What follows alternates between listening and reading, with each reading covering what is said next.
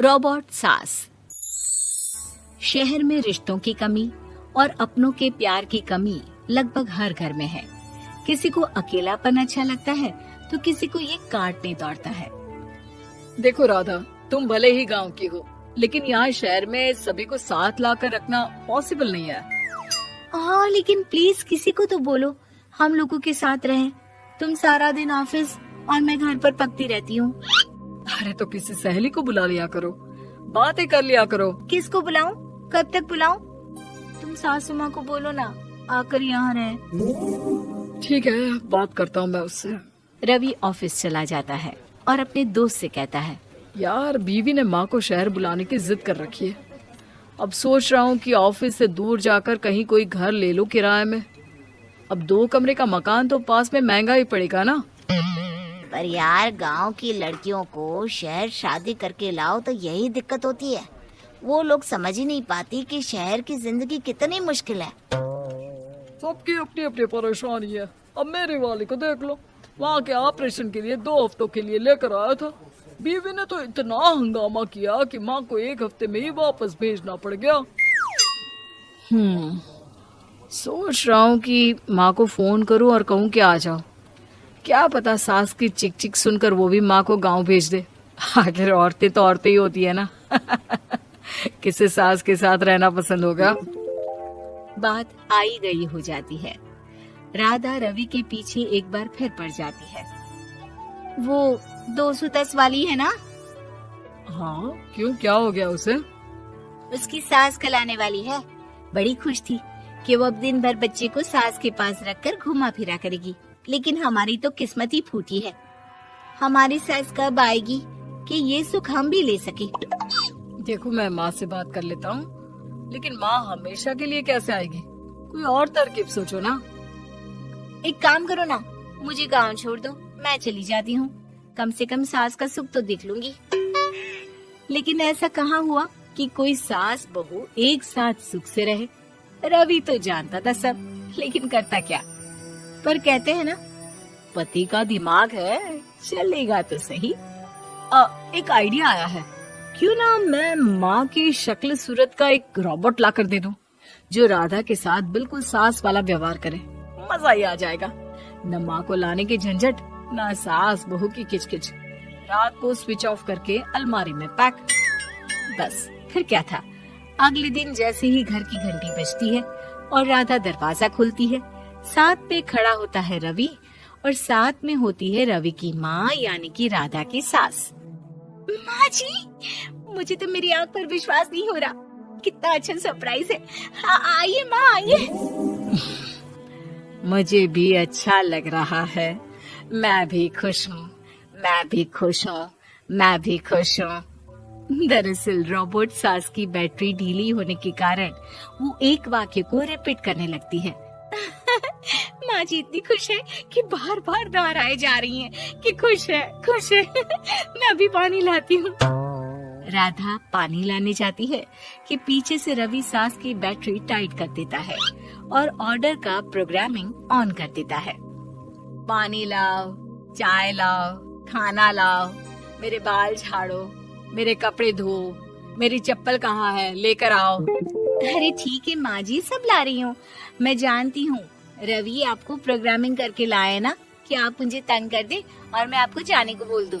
नहीं माँ जी, इस बार मैंने भी कमर कस रखी है। प्रोग्रामिंग कैसी लैंग्वेज यूज कर रही हो?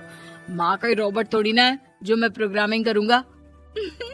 अरे मजाक कर रही हूँ। माँ तो माँ होती है, मैं जानती हूँ। राधा सास के साथ खुश रहती है। वो उनके साथ बातें करती, घूमने जाती और आसपास के लोगों से मिलवाती। लेकिन एक दिन, अरे कभी तुम लोगों को लड़के नहीं देखा। इतनी तो तू मैं माँ बेटी में भी हो जाती है, लेकिन तेरी सास तो बिल्कुल ताना नहीं देती। हाँ ये तो है, ताना तो नहीं देती लेकिन ऑर्डर बड़े बड़े देती है। अरे ना मानना, 2-4 ऑर्डर अपने आप ठीक हो जाएंगी। तभी देखेगा असली रंग। कौन सा तेरे बुलाने पर आई है, बेटे के बोलने पर आई होगी बुढ़िया। बात तो सही है, लेकिन यार कोई बात नहीं ना, सास लड़ाई करे भी तो कोई परेशानी नहीं है। कितना ख्याल भी तो रखती है। ये तो है, लेकिन तेरी सास तो बिल्कुल नहीं लड़ती, ये कैसे? खैर मुझे क्या। पड़ोसन तो चली जाती है, लेकिन राधा के मन में सवाल छोड़ जाती है कि ये सास है भी कि नहीं। रात में राधा रवि से कहती है, मैं ना माँ जी के पैर दबा कर आती हूँ। अरे लेकिन वो तो मैंने अलग कर दिया है। क्या क्या कैसे कहा? नहीं, मेरा मतलब कहा कभी माँ का पैर गांव में रहा करता था, तो मैंने काट कर मतलब माँ को शहर ले आया ना। Okay okay.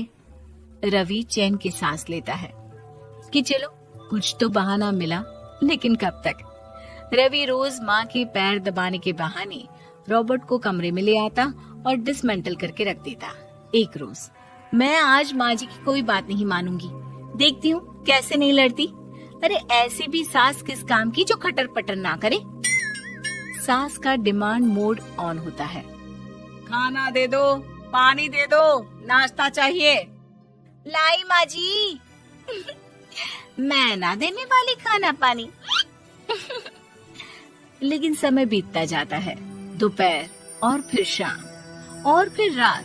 बहू सास को कुछ नहीं देती, लेकिन रॉबर्ट सास कुछ नहीं कहती। रात को जब रवि घर आता है, राधा रो रही होती है। अरे क्या हो गया? तुम्हारी माँ ने मुझसे लड़ाई की, खूब खरी खोटी सुनाई। मैंने तो आज सुबह से खाना भी नहीं खाया है। रवि समझ जाता है कि राधा झूठ बोल रही है, क्योंकि खरी खोटी वाली प्रोग्रामिंग तो उसने की ही नहीं थी। मैं माँ से बात करता हूँ, तुम परेशान मत हो। रवि रॉबर्ट माँ को लेकर कमरे में चला जाता है। वो उसे डिसमेंटल करके रख ही रहा होता है कि राधा, चलकर देखती हूँ माँ जी कहीं रवि को मेरे खिलाफ भड़का तो नहीं रही है। वो जैसे ही कमरे के अंदर जाती है, डर जाती है। सास के पुर्जे पुर्जे अलग थे। रवि, ये क्या है? ये माँ रॉबर्ट थी, तुमने ऐसा क्यों किया रवि? कुछ नहीं राधा, मैंने जितना अपने दोस्तों से सुना था कि शादी के बाद वैसे तो सब ठीक रहता है, लेकिन जब माँ और बीवी लड़ते हैं तो पति का बुरा हाल कर देते हैं। और मैं ना सुकून से रहना चाहता था, बस इसलिए। लंबे बालों वाली बहू। अंजलि ने बचपन से कभी बाल नहीं कटवाए होते, जिस वजह से उसके बाल उसकी हाइट से भी लंबे होते हैं। एक दोपहर उसकी मम्मी अंजलि के बाल बांध रही होती है। सुन, लंबे बाल देखने में तो सबको अच्छे लगते हैं, लेकिन जब इनका ख्याल रखने की बात आती है ना, तो कोई तेरे बालों पर मेहनत नहीं करेगा। कुछ समय बाद ससुराल जाएगी, इसलिए क्यों नहीं इन्हें थोड़ा कटवा ले। कैसी बात कर रही हो मम्मी? आप मेरे साथ मेरे बालों पर मेहनत तो करती ही हो, और चाहे कुछ भी हो जाए, अब मैं अपने बाल नहीं कटवा सकती। और आपको वजह तो पता ही है। अपनी बेटी को इतना खुश देखकर उसकी मम्मी आगे कुछ नहीं बोलती। इसके कुछ महीनों बाद ही अंजलि की उत्कर्ष के साथ शादी हो जाती है। तुम्हारे बाल बहुत अच्छे हैं, मेहनत साफ दिखती है। मतलब तुम भी इन पर मेहनत करने के लिए तैयार हो? अरे मुझे क्या मेहनत करनी होगी, चलो जो भी हो बता देना, गुलाम हाजिर हो जाएगा मैडम। पति की बात सुन अंजलि हंस पड़ती है। दिन बीतने लगते हैं, सब कुछ अच्छा चल रहा होता है, लेकिन सिर्फ उसी दिन तक जब तक सिर धोने की बारी नहीं आती। और वो दिन आते ही अंजलि उत्कर्ष के पास जाती है। सुनिए ना, मैं अकेले हेयर वॉश नहीं कर सकती, प्लीज हेल्प कर दो। अरे यार, आज तो बहुत इम्पोर्टेंट मीटिंग है, जल्दी ऑफिस पहुंचना है। कल कर लेना, पक्का मदद कर दूंगा। सॉरी यार। उत्कर्ष वहाँ से चला जाता है, जिसके बाद अंजलि शैम्पू की बोतल लिए सास के पास जाकर उनसे मदद मांगती है। जहाँ अंजलि की बात सुन सास जोर जोर से हंसने लगती है। बावड़ी हो गई है क्या? तेरे बाल धोऊंगी। जब अकेले संभाले नहीं जाते तो इतने लंबे बाल किए ही क्यों? ये कहकर सास भी वहाँ से चली जाती है। अंजलि मन ही मन सोचती है, मम्मी सही बोलती थी, तारीफ सब करेंगे, पर थोड़ी भी मेहनत कोई नहीं करेगा। अब अंजलि खुद ही हेयर वॉश करने बाथरूम में चली जाती है। इस बात को 3 घंटे बीत जाते हैं, लेकिन अंजलि बाथरूम से बाहर नहीं निकलती। सास बाथरूम का दरवाजा खटखटाती है। अरे ओ महारानी, अंदर घर बसाने का प्लान है क्या? यहाँ सारे काम पड़े हैं, तेरे बालों की वजह से हम क्या भूखे मर जाएं? सास की आवाज सुन अंजलि अगले ही पल बाहर निकल आती है, लेकिन सही तरीके से सिर नहीं धुलने पर उसके आधे बालों में शैम्पू और बाकी बालों से पानी बह रहा होता है। हाय नास पीटी, इतने घंटे लगा दिए फिर भी इन्हें ठीक से धो कर नहीं आई। अब क्या सारे घर में पानी पानी करती घूमेगी? अरे कहीं मुझे ही ना गिरा दियो। आज तक कभी अपने आप हेयर वॉश नहीं किया, हमेशा मम्मी हेल्प कर देती थी, इसलिए टाइम लग गया। अंजलि और उसके बालों से टपक रहे पानी का हाल देख सास अपनी ही जान बचाने के लिए बहू को दोबारा बाथरूम में ले जाकर उसका अच्छी तरह हेयर वॉश कर बालों का पानी निकाल देती है। अब जल्दी काम पर लग जा और मुझे दोबारा इस घर में तेरी जुल्फों का टंटा नहीं चाहिए। सास की बात मानकर अंजलि चुपचाप काम पर लग जाती है। इसी तरह दिन बीतने लगते हैं, जिसमें अब अंजलि हेयर वॉश के लिए आधे दिन का समय लेकर अपने घर आने लगती है। पर सास को इससे भी दिक्कत हो जाती है, जिसके चलते धीरे धीरे अंजलि के लिए अपने बालों का ख्याल रखना मुश्किल होने लगता है। न तेल लग रहा है, न समय से हेयर वॉश हो रहा है, और बालों में कंघा घुमाए तो हफ्ते बीत जाते हैं।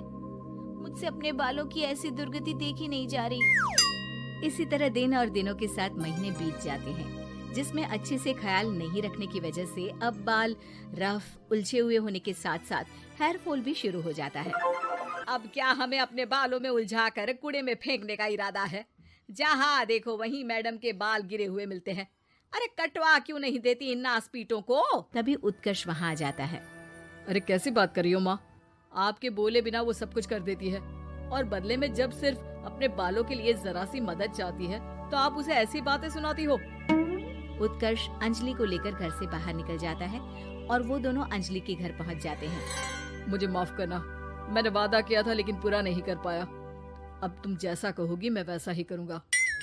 अंजलि की मम्मी उन्हें बहुत सारे घरेलू उपाय बताती हैं, जिन्हें अच्छे से समझकर दोनों घर वापस आते हैं और अब मिलकर अंजलि के बालों को ठीक करने के मिशन पर लग जाते हैं।